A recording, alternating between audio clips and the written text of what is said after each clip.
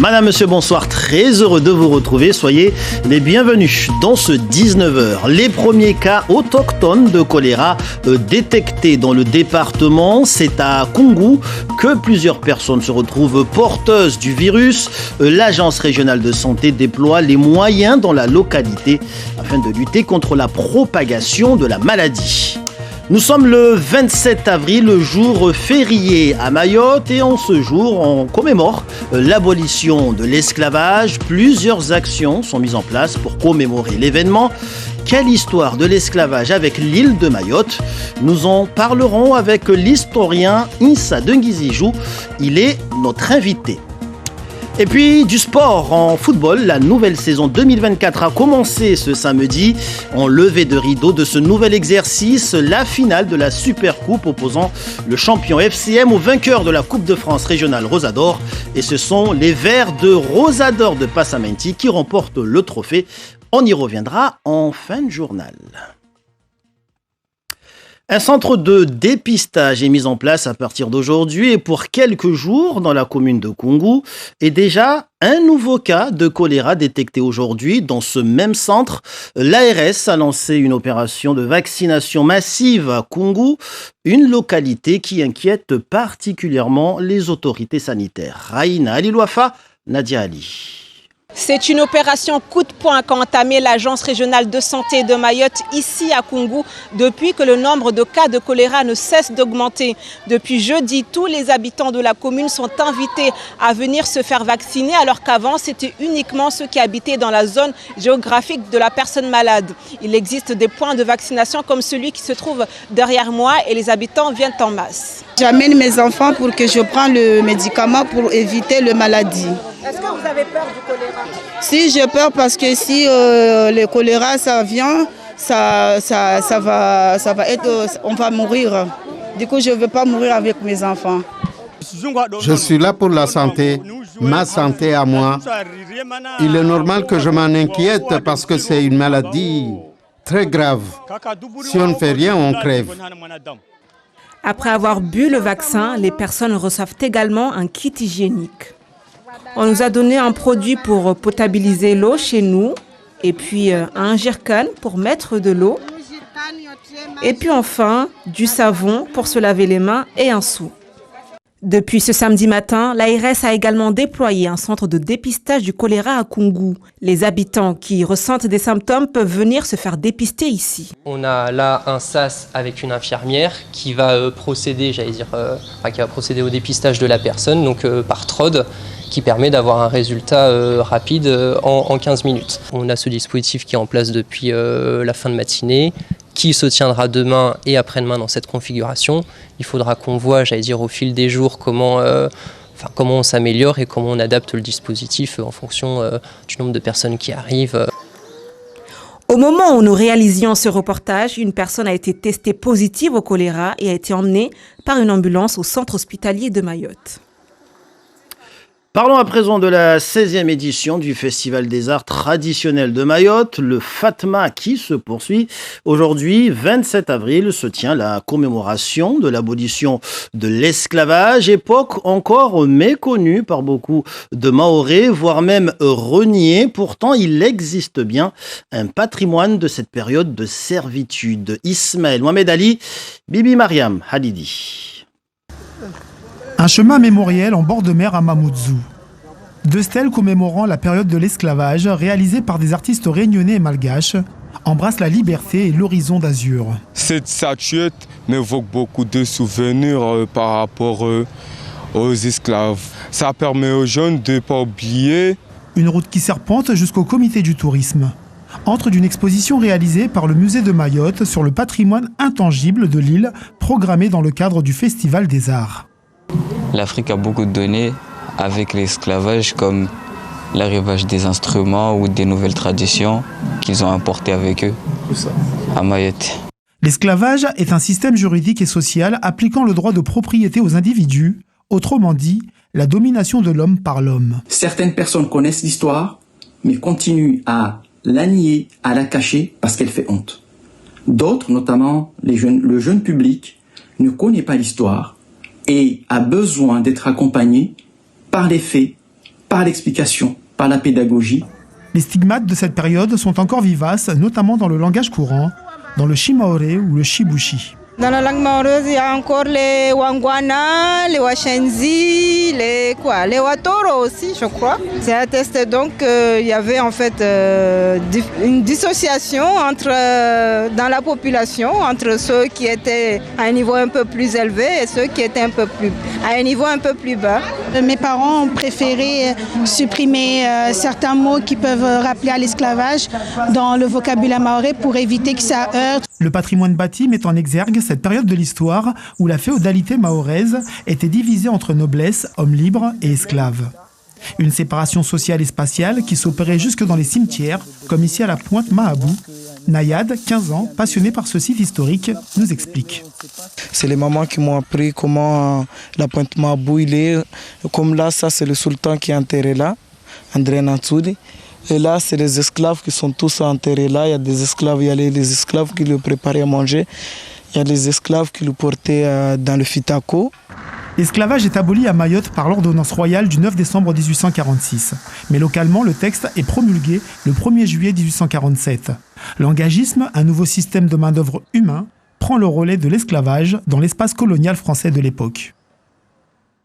Alors, l'esclavage à Mayotte a-t-il vraiment existé? Et si oui, sous quelle forme et pendant quelle période? On en parle ce soir avec notre invité, l'historien Issa Denguizijou. Bonsoir. Bonsoir Papineau.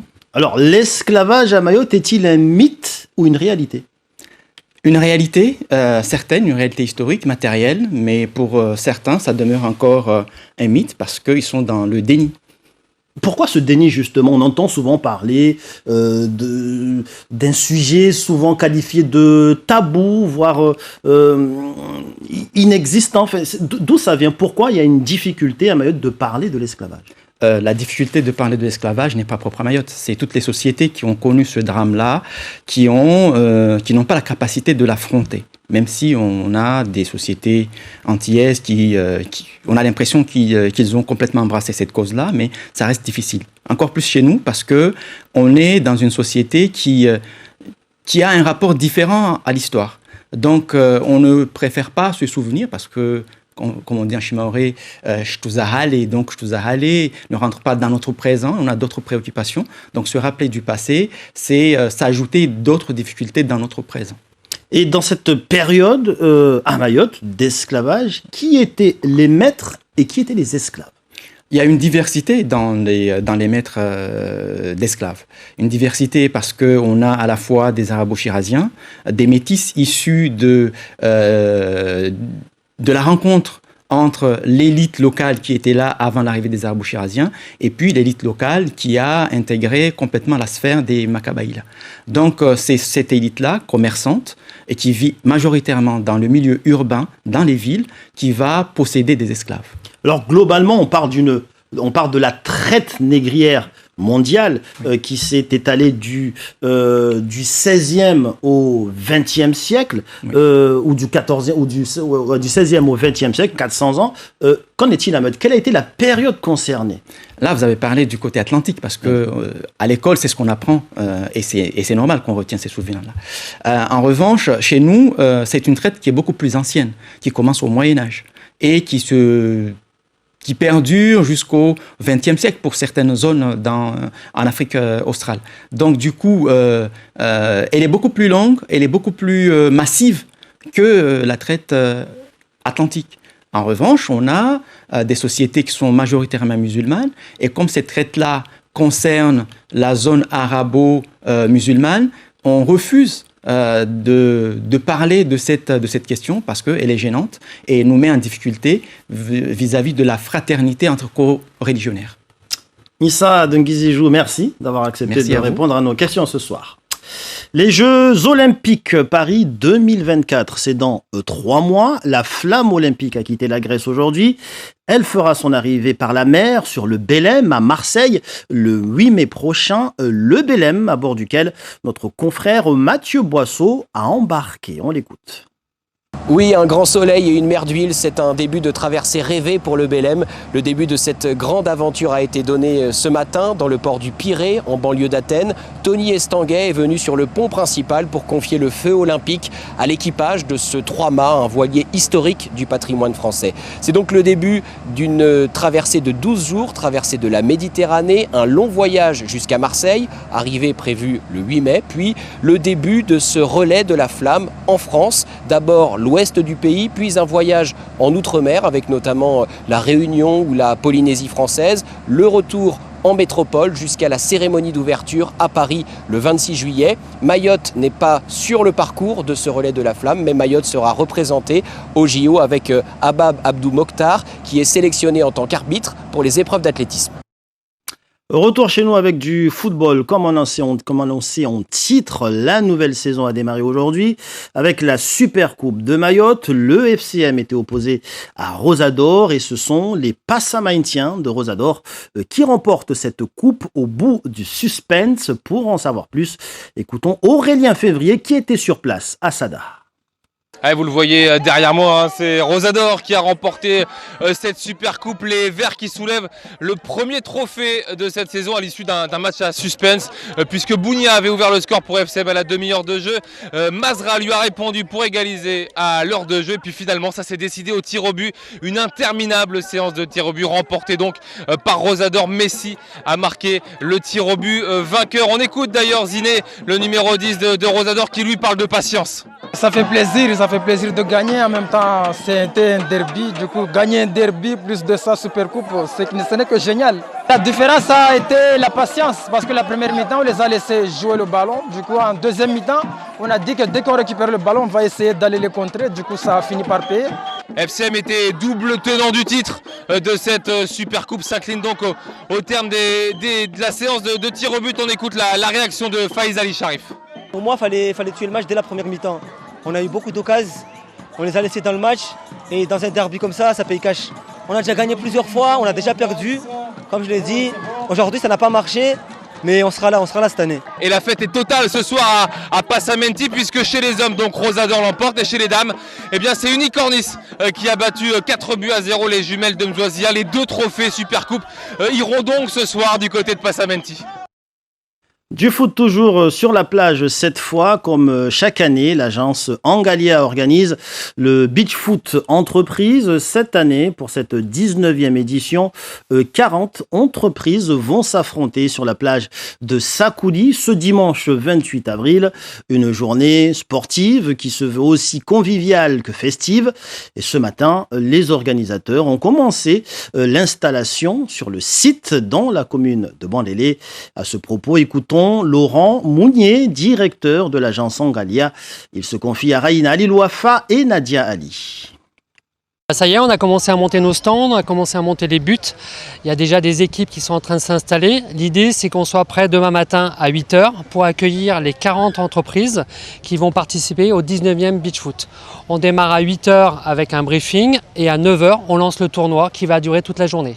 Alors c'est important parce qu'en fait on a une forte demande, les entreprises en profitent pour en faire un énorme team building, ça permet de fédérer les collaborateurs, ça permet de mieux se connaître. Il y a un parking dans la descente, mais il faut être franc, le parking il va être rapidement saturé, vers 8h30, 9h il est saturé, donc les gens vont pouvoir se garer le long de la route nationale côté mer. Donc c'est très important, c'est côté mer uniquement, d'accord. Il y aura la police municipale qui sera là pour verbaliser malheureusement, enfin pour veiller que ça se passe bien.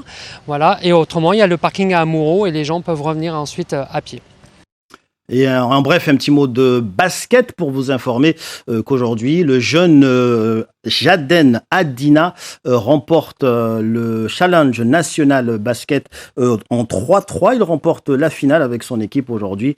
Il s'agit du jeune qui avait remporté à Mayotte le challenge Benjamin basket.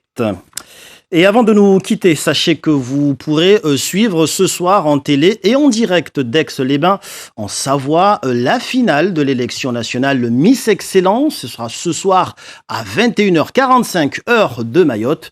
Miss Excellence Mayotte, Nouria Aboutouahi, représentera notre île pour tenter de décrocher la couronne nationale. 12 candidates issues de différentes régions de France participeront à cette finale.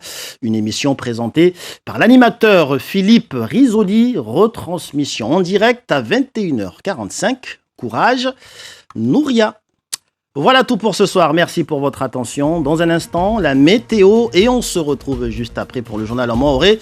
Et ce soir, on se quitte avec ces belles images de Baobab du côté de Ntsamoudou, dans la commune de Bandélé. Très belle soirée à tous et à demain, 19h.